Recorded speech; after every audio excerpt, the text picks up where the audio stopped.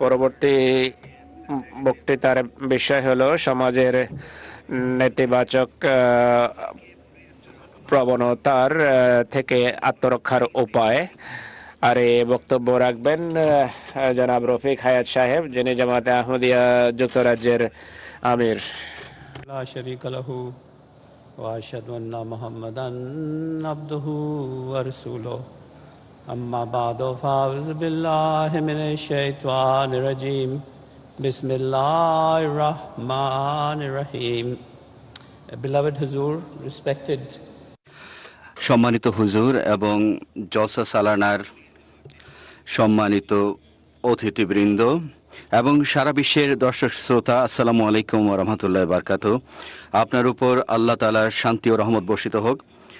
আজ আমাকে এমন একটি বিষয় নিয়ে আলোচনা করার সুযোগ দেওয়া হয়েছে জানি আমরা অনেকে উদ্বিগ্ন, এবং তা হলো সমসাময়িক যুগে নেতিবাচক যে প্রবণতা, তা থেকে কিভাবে সুরক্ষিত থাকা যায়।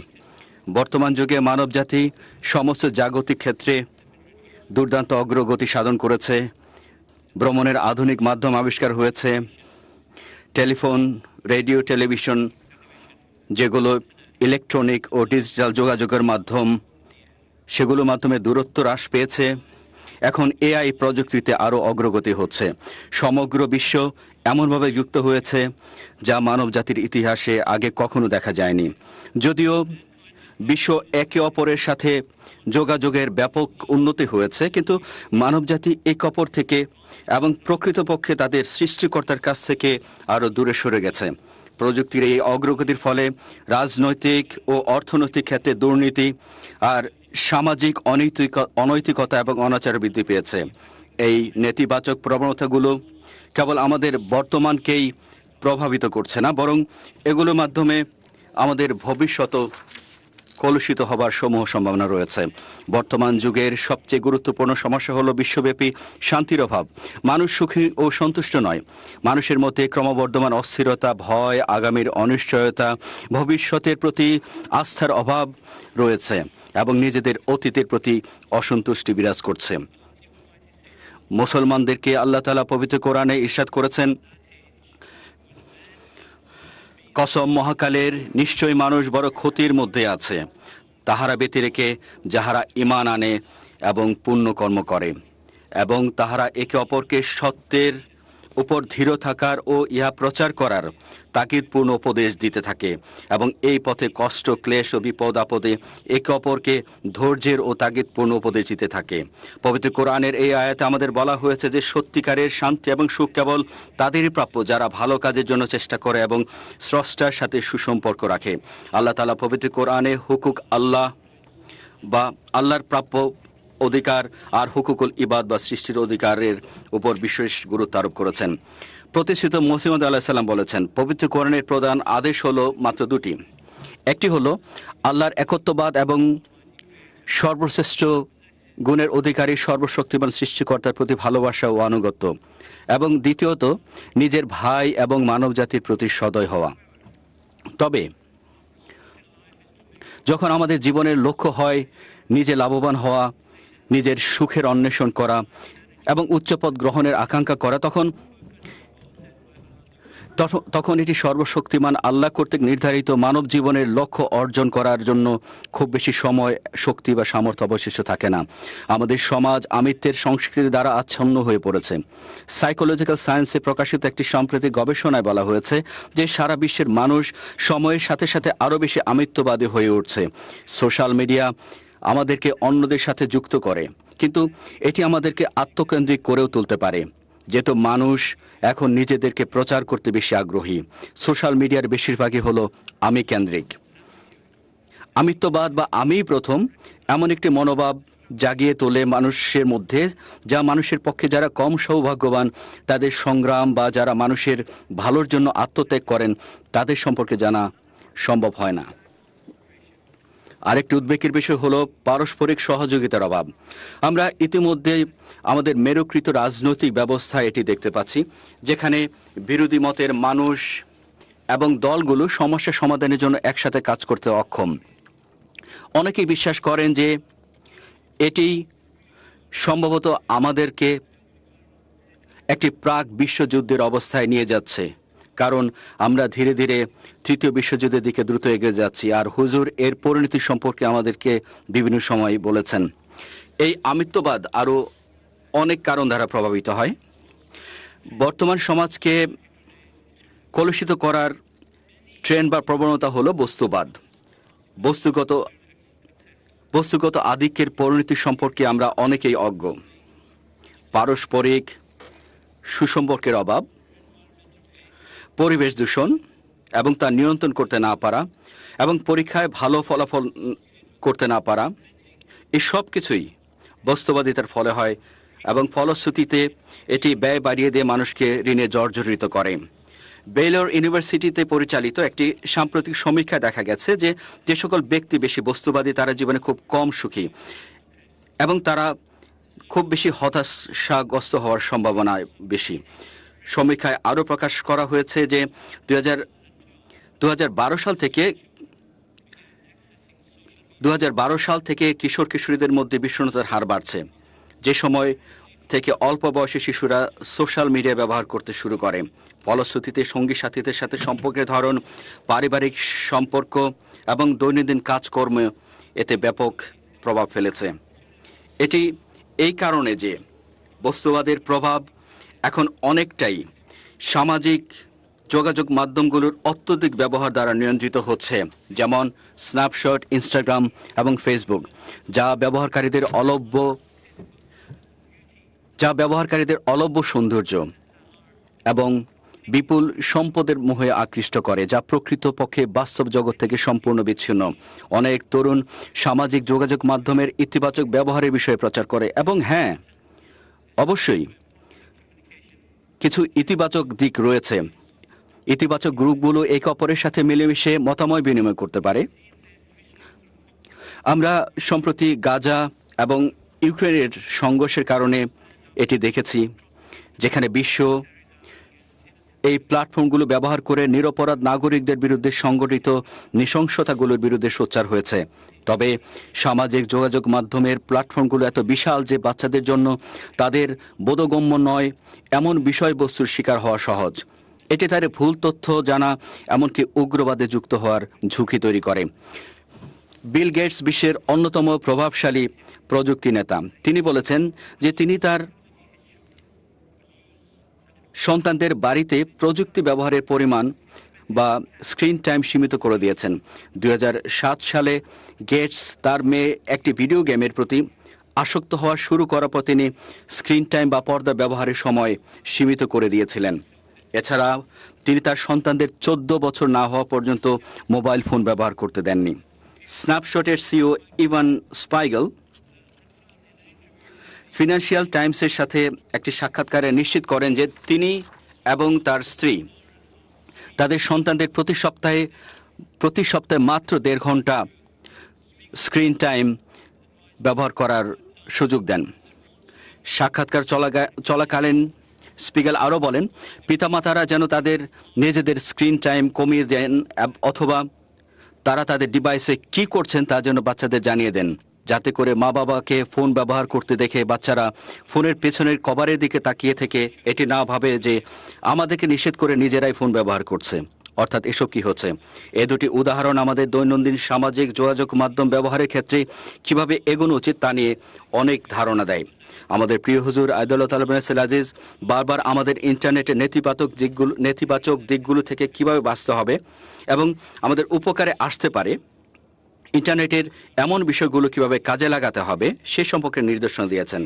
যুক্তরাজ্যের ওয়াকফে নাও মেয়েদের সাথে একটি মোলাকাতের সময় হুজুর বলেছিলেন,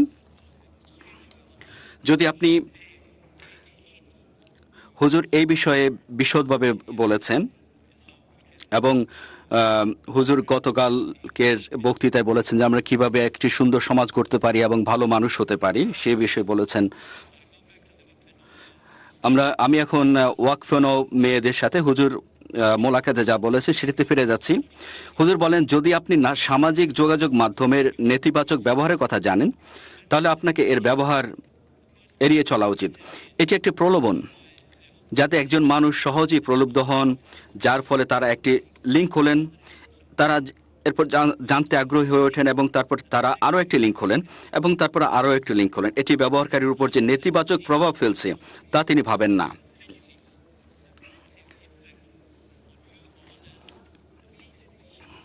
তাই আপনি যখন প্রথমবার সোশ্যাল মিডিয়াতে এমন কিছু দেখেন যা আপনার বা অন্যদের উপর নেতিবাচক প্রভাব ফেলতে পারে, তখন এটি বন্ধ করুন।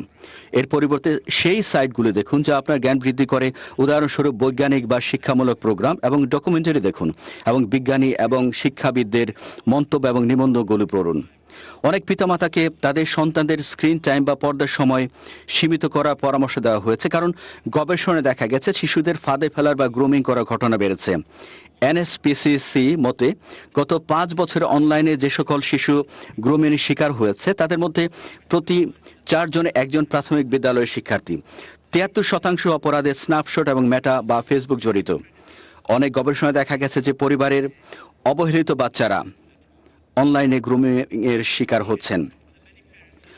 আমি এটি বুঝতে পারি যে অনেক পিতামাতা এখন ফুল টাইম কাজ করছেন এবং কাজ ও জীবনের মধ্যে সঠিক সামঞ্জস্য বজায় রাখতে হিমশিম খাচ্ছেন।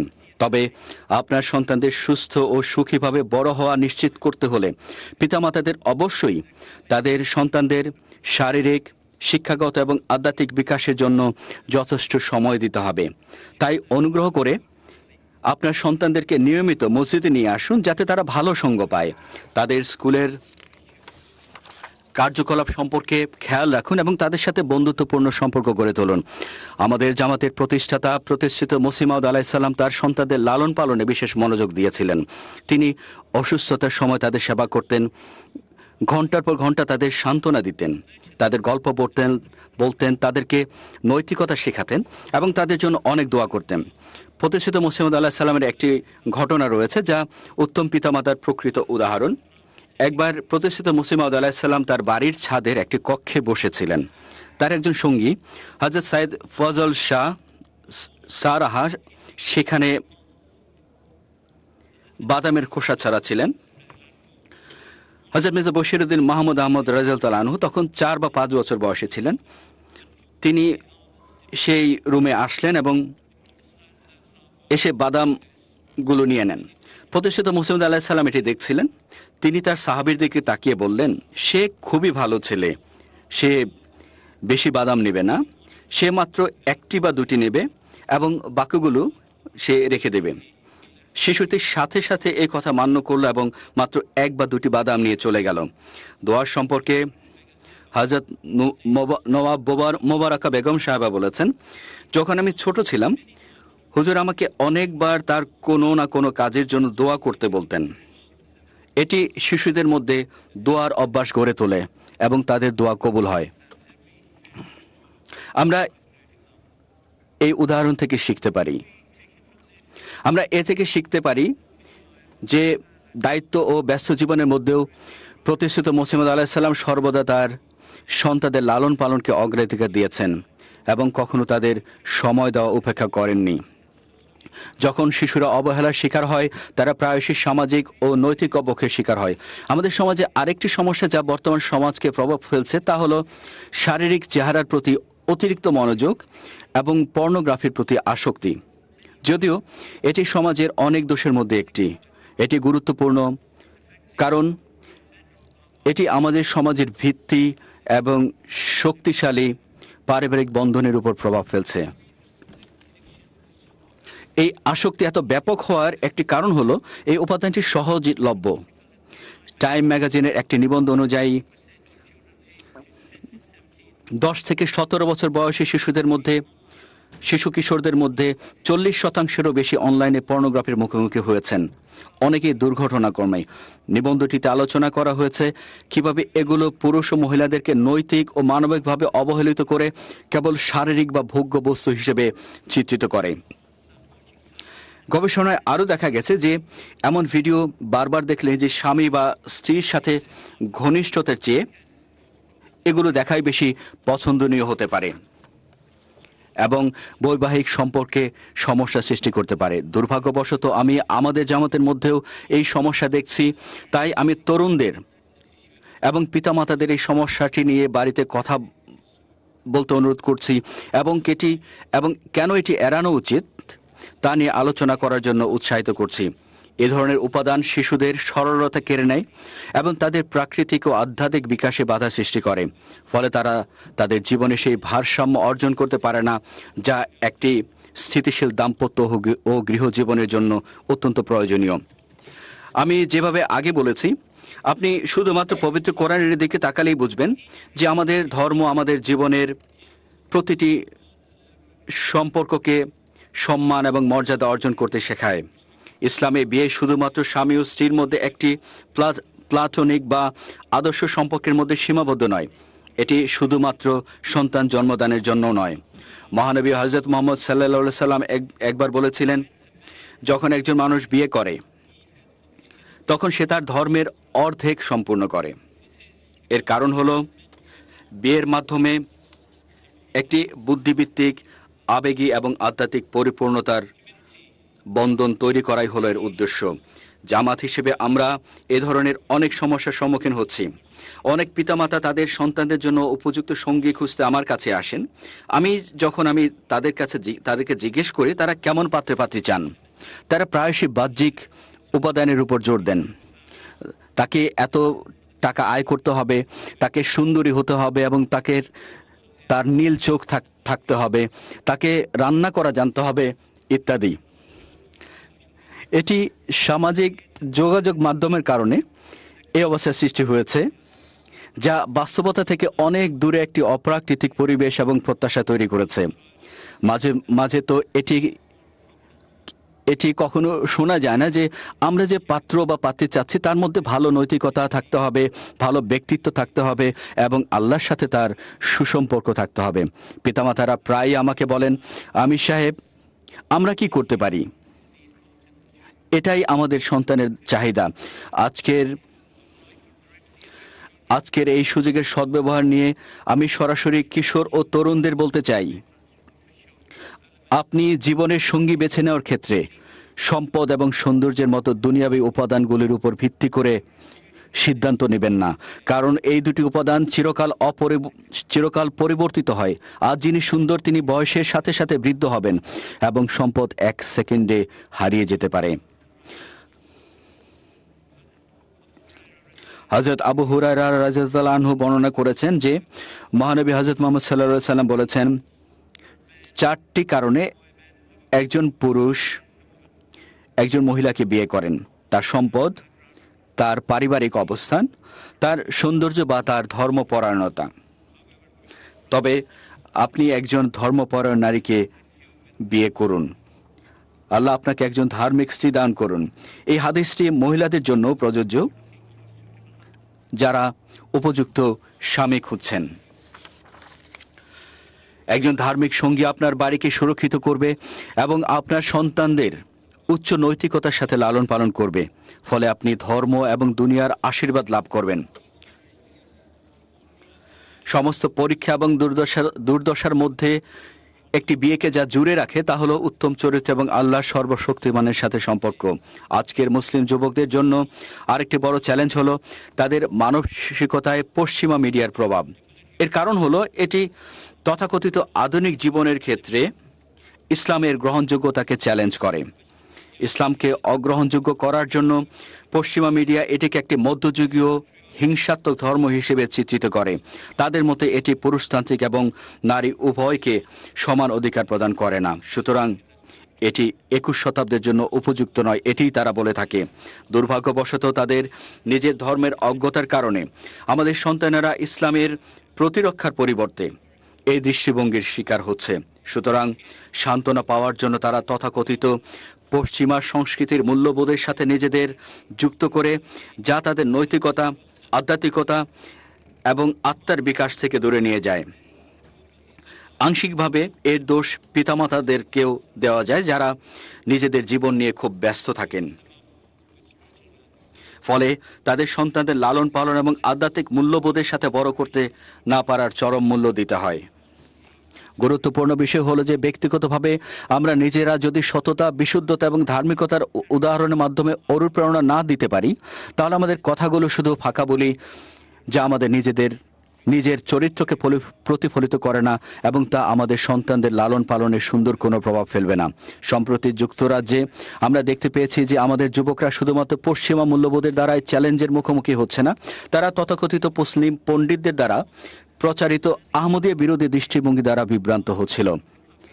তাদের নিজেদের ধর্মের অজ্ঞতার কারণে তারা যা শুনছিল তাই নিয়ে উদ্বিগ্ন হচ্ছিল। অতএব হুজুর আনোয়ার আইদুল্লাহ তাআলা বিন নাসির আজিজের নির্দেশে জামাতের আলেমগণ উত্থাপিত বিষয়গুলি নিয়ে আলোচনা করতে শুরু করেন, যাতে যুবকদের আশ্বস্ত করা যায় যে তারা ভুল তথ্য পেয়েছে। এটি সেই সমস্ত কিশোর এবং তরুণদের জন্য খুবই কার্যকর প্রমাণিত হয়েছে যারা তাদের বিশ্বাস সম্পর্কে অনিশ্চিত ছিল। আমাদের জামাতের নবীন সদস্যদের উদ্বেগ এবং উৎকণ্ঠা দূর করার জন্য আমরা আরেকটি উদ্যোগ গ্রহণ করেছি, তা হলো তারা কোনো প্রকার বিধিনিষেধ ছাড়াই তাদের যে কোনো বিষয়ের প্রশ্ন একটি উন্মুক্ত ফোরামে তুলে ধরতে পারবে। এটি তাদেরকে স্বচ্ছতা এবং সততার সাথে আত্মবিশ্বাসী করবে। আমাদের আরেকটি বড় চ্যালেঞ্জ হলো নতুন প্রজন্মের অনেকে মনে করেন যে তারা সকল প্রকার জ্ঞান অর্জন করে ফেলেছে এবং গুগল সার্চের মাধ্যমে তারা সকল প্রশ্নের জবাব পেতে পারে, কিন্তু তারা যা বুঝতে ব্যর্থ হয় তা হলো গুগলে সবকিছু সঠিক এবং বাস্তব নয় এবং একটি সরল মনের জন্য এটি ক্ষতিকর হতে পারে। আপনি যখন শিশুদের কিছু মতামত নিয়ে চ্যালেঞ্জ করবেন তখন তারা তৎক্ষণাৎ গুগল সার্চ করে আপনাকে তাদের মতামত যাচাই করতে বলবে। আমরা জানি যে গুগল অ্যালগরিদমের মাধ্যমে কাজ করে, তাই আমরা যখন একটি নির্দিষ্ট পদ্ধতিতে সার্চ করি তখন গুগল একটি ভারসাম্যপূর্ণ সঠিক জবাব দেওয়ার পরিবর্তে সেই দৃষ্টিভঙ্গিকে আরও শক্তিশালী করে তোলে। এর ফলে ব্যবহারকারীদের কাছে সার্চ করা বিষয়টি সম্পর্কে একটি ভারসাম্যপূর্ণ সঠিক জবাব পাওয়ার সুযোগ কমে যায়। আরেকটি গুরুত্বপূর্ণ বিষয় যা পিতামাতাদের উচিত সন্তানদের সাথে আলোচনা করা তা হলো ডিজিটাল ফুটপ্রিন্ট বা পদচিহ্ন। একবার ইন্টারনেটে কিছু আপলোড করা হলে বা মন্তব্য করা হলে তা সেটি চিরকাল ইন্টারনেটে থেকে যাবে এবং তার সে বক্তব্য পরে জীবনের কোনো সময়ে তার বিরুদ্ধেই কাজে লাগানো হতে পারে। বিশেষ করে সে হয়তো তার পূর্বের বক্তব্যকে আর সমর্থন করেন না, তবুও সেটি নিয়ে তাকে অপদস্থ করার চেষ্টা করা হতে পারে। অন্য একটি চ্যালেঞ্জ হলো বিজ্ঞাপনের শক্তি। বিজ্ঞাপনের মাধ্যমে অনেকেই এমন গেমস, খাবার বা পানির প্রতি আকৃষ্ট হয় যা প্রায়শই আমাদের মস্তিষ্ক এবং শরীরের জন্য খুবই অস্বাস্থ্যকর। গেমসগুলি প্রায়ই আগ্রাসন, হত্যাকাণ্ড এবং ধ্বংসযোগ্য দেখায়, যা শিশুদের এমন সহিংসতার প্রতি সংবেদনশীল করে তোলে এবং ফলশ্রুতিতে তাদের মধ্যে সহানুভূতি, সহমর্মিতা এবং অন্তর্দৃষ্টির অভাব দেখা যায়। বর্তমান গবেষণায় দেখা গেছে যে মিডিয়ার অতিরিক্ত ব্যবহার আসক্তির জন্ম দিতে পারে এবং ছোট শিশুদের মস্তিষ্কের বিভিন্ন অংশের ভিন্ন ধরনের পুনঃসংযোগের ফলে শারীরিক অভিব্যক্তিতে তার প্রকাশ ঘটতে পারে। এর ফলে শিশুদের মনোযোগ নিবদ্ধ করার ক্ষমতা ছোট হয়ে আসে। আমরা এটি আমাদের নিজস্ব পরিবারের মধ্যে দেখছি, যেখানে শিশুদেরকে স্ক্রিন যেমন টিভি, কম্পিউটার, মোবাইল বা ট্যাবলেট এগুলোর সামনে খুব বেশি সময় ব্যয় করতে দেওয়া হয়। এটি এখন প্রতিটি দেশের সরকারের জন্য উদ্বেগের কারণ হয়ে উঠছে। চীন সরকার শিশুদের স্ক্রিনের সামনে বা পর্দার সময় ব্যয় করার পরিমাণের উপর সীমাবদ্ধতা আরোপ করেছে। বিবিসি প্রকাশিত একটি নিবন্ধ অনুসারে বলা হয়েছে যে ইংল্যান্ডের স্কুলগুলোকে স্কুল চলাকালে মোবাইল ফোন ব্যবহারের জন্য নতুন দিক নির্দেশনা দেওয়া হয়েছে। এই পদক্ষেপের কারণ ছিল পাঠদানের ব্যাঘাত কমানো এবং শ্রেণীকক্ষে আচরণ উন্নত করা।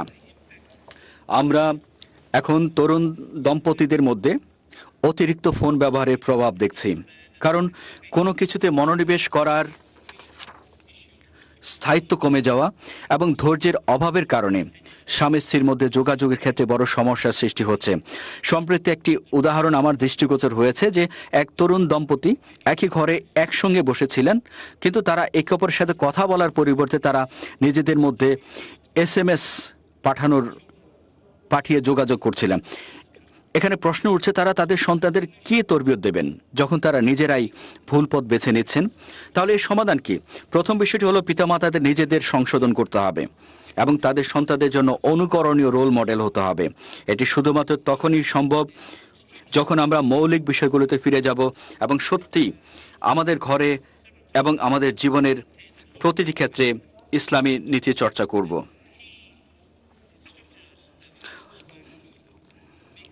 হুজুর আমাদেরকে নির্দেশ দিয়েছেন যে ইসলামের যে মূল যে বিষয়গুলো সেগুলোতে আমাদের ঘরে চর্চা করতে হবে। তিনি জামাতে 5 ওয়াক্ত নামাজ আদায়ের কথা বলেছেন এবং সন্তানদের শিক্ষাগত এবং আধ্যাত্মিক উন্নয়নের জন্য মানসম্মত বা কোয়ালিটি টাইম ব্যয় করতে হবে। সামাজিক যোগাযোগের মাধ্যমে কম সময় ব্যয় করুন এবং সন্তানদের সাথে পড়া, খেলা এবং তাদের সাথে সুসম্পর্ক গড়ে তোলার জন্য আরও সময় নিন এবং তাদের সাথে একটি দৃঢ় বন্ধন তৈরি করুন। সোশ্যাল মিডিয়ার ব্যবহার এবং বিশেষভাবে বস্তুবাদের উপর অতিরিক্ত নির্ভরতার কারণে সৃষ্ট আরেকটি সমস্যা হলো পিতামাতা এবং সন্তানের মধ্যে দুর্বল সম্পর্ক, বিশেষ করে যখন পিতামাতা বৃদ্ধ বয়সে পৌঁছে যায়। আল্লাহ পবিত্র কোরআনে বলেছেন, এবং তোমার প্রতিপালক তাগিদপূর্ণ এই আদেশ দিয়েছেন যে তোমরা তাকে ছাড়া আর কারো ইবাদত করো না এবং পিতামাতার সাথে সদ্ব্যবহার করো। যদি তাদের একজন বা উভয়ই তোমার জীবদ্দশায় বার্ধক্যে উপনীত হন, তাহলে তাদের উভয়কে তুমি উফ পর্যন্ত বলো না এবং তাদেরকে ধমক দিও না, বরং তাদের সাথে সম্মানসূচক ও মমতাপূর্ণ কথা বলো। তুমি করুণা ভরে তাদের উপর বিনয়ের বাহু অবনত রেখো এবং বলো, হে আমার প্রতিপালক, তুমি তাদের উভয়ের প্রতি সেভাবে রহম করো যেভাবে তারা আমাকে শৈশবে প্রতিপালন করেছিলেন। এই আয়াতগুলো বর্ণনা করে যে আল্লাহর ইবাদতের পর মানব জাতির উচিত অন্য সমস্ত বিষয়ের উপর পিতামাতাকে প্রাধান্য দেয়া। তাদের ভালোবাসা, স্নেহ এবং সদয় আচরণের মাধ্যমে যে সকল পিতামাতা বিশেষ করে বৃদ্ধ অবস্থায় পৌঁছে গেছেন এবং কষ্টকর বয়সে পৌঁছেছেন, তাদেরকে অগ্রাধিকার দেওয়া। আজকে দুঃখজনক হলেও এটি সত্য যে বর্তমান সমাজে পিতামাতাকে বোঝা মনে করা হয়। 2019 সালে দ্য ইন্ডিপেন্ডেন্ট পত্রিকায় একটি প্রতিবেদনে প্রকাশিত হয়। সেখানে জানা যায় যে একজন আমেরিকান তার বৃদ্ধ পিতা, যিনি ডিমেনশিয়ায় বা স্মৃতিশক্তি হারানোর রোগে ভুগছিলেন, তাকে লস অ্যাঞ্জেলস থেকে যুক্তরাজ্যের বিমানে করে নিয়ে আসেন। সেখানে তিনি তার পিতাকে হেরেফোর্ডের একটি বাস স্টেশনে ফেলে চলে যান, যাতে কেউ তার পরিবারকে খুঁজে বের করতে না পারে এবং তার বৃদ্ধ পিতার যত্ন নেওয়ার জন্য সেই পুত্রের জন্য কোনো অর্থ খরচ করতে না হয়। আজকাল আমেরিকায় এটি একটি সাধারণ ঘটনা হয়ে উঠছে, এমনকি একটি টাইটেলও দেওয়া হয়েছে যা গ্র্যানি ডাম্পিং বা দাদি নানিদের আবর্জনার মতো ফেলে দেওয়া নামে পরিচিত। এই নামটি অদ্ভুত শোনালেও ধারণা করা হয় যে প্রতি বছর প্রায় 1 লক্ষ বৃদ্ধ আমেরিকানদের তাদের আত্মীয় স্বজনরা পরিত্যাগ করেন, যারা তাদের যত্ন নিতে রাজি নন বা তাদের যত্ন নেওয়ার জন্য অর্থ খরচ করতে অক্ষম বা অনিচ্ছুক। আমি বুঝতে পারি যে আমরা একটি অর্থনৈতিক সংকটের সম্মুখীন, তবে ইসলাম আমাদের শিক্ষা দেয় যে আমরা কখনোই আমাদের পিতামাতার প্রতি আমাদের দায়িত্ব পরিত্যাগ করব না। আপনার যদি পিতামাতাকে আর্থিকভাবে সহায়তা করার সামর্থ্য না থাকে, তবু আপনি তাদের সাথে সময় দিতে পারেন, তাদের জন্য রান্না করতে পারেন, তাদের প্রয়োজনের জন্য যা পারেন তা প্রদান করুন। একটি বর্ণনা থেকে জানা যায় যে একবার হযরত মুসা আলাইহিস সালাম আল্লাহকে জিজ্ঞেস করেছিলেন, হে আল্লাহ, জান্নাতে কে আমার সঙ্গী হবে? আল্লাহ তাকে জানালেন যে একজন কসাই জান্নাতে তার সঙ্গী হবেন। হযরত মুসা আলাইহিস সালাম বিস্মিত এবং কৌতূহলী হলেন। তিনি জানতে আগ্রহী হলেন যে এই কষের এমন কি বিশেষত্ব আছে। তখন আল্লাহ তাকে বাজারের একটি দোকানে যেতে নির্দেশ করেছিলেন। তিনি গেলেন এবং তিনি সেখানে দেখলেন একজন যুবক কসাই তার দোকানে কাজ করছেন এবং তার গ্রাহকদের সেবা করছেন। হযরত মুসা আলাইহিস সালাম দিন শেষ হওয়া পর্যন্ত কসাইয়ের সাথে থাকলেন। কসাই তার দোকান বন্ধ করে কিছু মাংস একটি ছোট ব্যাগে ভরে হাঁটতে লাগলেন। হযরত মুসা আলাইহিস সালাম কসাইকে জিজ্ঞেস করলেন তিনি তার সাথে যেতে পারবেন কিনা এবং কসাই সম্মত হলেন। কসাইয়ের বাড়িতে এসে মুসা আলাইহিস সালাম দেখলেন যে তার ঘরে একটি বিছানায় একজন প্রতিবন্ধী বৃদ্ধা মহিলা শুয়ে আছেন। কসাই রান্নাঘরে গেলেন এবং মাংস রান্না শুরু করলেন। মাংস রান্না হওয়ার সময় তিনি বৃদ্ধার মুখমণ্ডল ধুয়ে দিলেন, তার কাপড় বদলালেন এবং তার চুল আঁচড়ে দিলেন। তারপর তিনি রান্না করা খাবার নিয়ে আসলেন এবং মহিলাকে নিজ হাতে খাওয়ালেন যতক্ষণ না তিনি খেয়ে তৃপ্ত হন। কসাই তখন মহিলাকে আবার তার বিছানায় তুলে দিলেন। যখন তিনি তা করছিলেন, তিনি তার কানে কিছু ফিসফিস করে বললেন, যা শুনে লোকটি হাসতে শুরু করলো। হযরত মুসা আলাইহিস সালাম লোককে জিজ্ঞাসা করলেন, এ মহিলা কে এবং তিনি তোমাকে কি বলছিলেন যে তুমি হাসছিলে? কসাই উত্তর দিল, এ মহিলা আমার মা। আমি যখনই তার জন্য কিছু করি তিনি আমাকে বলেন, হে আমার সন্তান, তুমি আমার জন্য যত কিছু করেছো তার সব কিছুরই জন্যই যেন আল্লাহ তোমাকে পুরস্কার প্রদান করেন এবং তিনি যেন তোমাকে জান্নাত ইমরানের পুত্র মুসার সঙ্গী করেন। আমাদের প্রিয় হুজুর আয়দুল্লাহ বিন আব্দুল আজিজ এ বিষয়ে আরও বিস্তারিত আলোচনা করেন 2004 সালের 23 জানুয়ারির প্রদত্ত জুমার খুতবা। এবং হুজুর বলেছিলেন, আত্মীয়দের প্রতি সদয় হওয়ার নৈতিক শিক্ষা পুরুষ ও মহিলাদের জন্য অভিন্ন, কোনো পার্থক্য নেই। পরিবারের প্রতি সদয় হলে স্বামী স্ত্রীর সম্পর্ক সমৃদ্ধ হবে, কারণ উভয়ই তাদের সঙ্গীর অনুভূতির প্রতি সংবেদনশীল হবে। এমন একটি পরিবার আল্লাহর নৈকট্য লাভ করে এবং সে বাড়ি পৃথিবীতে জান্নাতের প্রতিমূর্তি হয়ে ওঠে।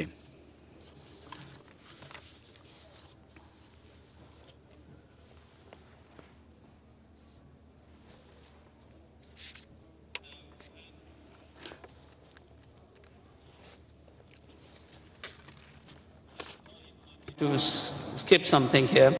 সময় স্বল্পতার কারণে আমি কিছু বিষয় ছেড়ে দিচ্ছি।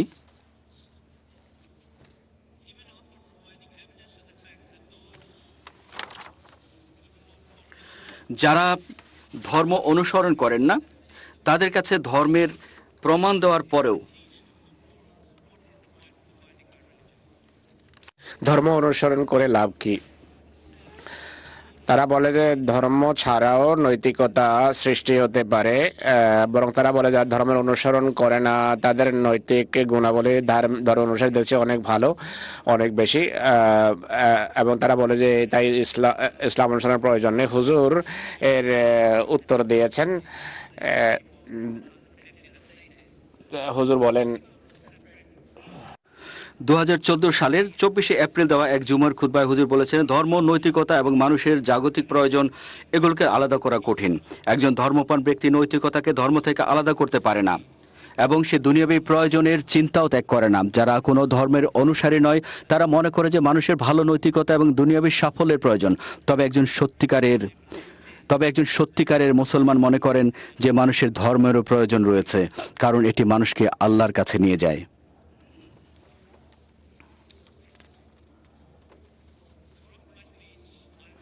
আমি আমার বক্তৃতা জুড়ে আমাদের সমকালীন সমাজে বিদ্যমান বেশ কয়েকটি নেতিবাচক প্রবণতার কথা উল্লেখ করেছি। তবে এই সমস্ত সমস্যার সমাধান হলো সর্বশক্তিমান আল্লাহর সাথে গভীর সংযোগ এবং মানব জাতির প্রতি সদয় থাকা। প্রতিষ্ঠিত মসিহ মাউদ আলাইহিস সালাম এর আগমন এমন এক সময় হয়েছে যখন বিশ্বে তাকে সবচেয়ে বেশি প্রয়োজন। মহানবী সাল্লাল্লাহু আলাইহি ওয়াসাল্লামের ভবিষ্যদ্বাণী অনুসারে যুগের মসিহ আসবেন, যখন কোরআনের শিক্ষা তার আলোক থাকা সত্ত্বেও মানুষের হৃদয় থেকে ম্লান হয়ে যাবে। আমরা ইসলাম আহমদিয়াতের বার্তা গ্রহণ করতে পেরে খুবই সৌভাগ্যবান। খেলাফতের পবিত্র নিজাম প্রতিষ্ঠিত মসিহ মাউদ আলাইহিস সালামের বার্তা 21 শতকে পৌঁছে দিয়েছে। আমাদের প্রিয় হুজুর নেতিবাচক প্রবণতা থেকে নিজেদের পরিচিত করতে প্রয়োজনীয় সময়ে জামাতকে দিক নির্দেশনা দিয়েছেন এবং সমর্থ দিয়ে তার জীবন উৎসর্গ করেছেন। আল্লাহ আমাদের হুজুরকে সুস্বাস্থ্য এবং সমৃদ্ধি দিয়ে এভাবেই আশীর্বাদ মণ্ডিত করুন। আমিন। জাযাকাল্লাহ।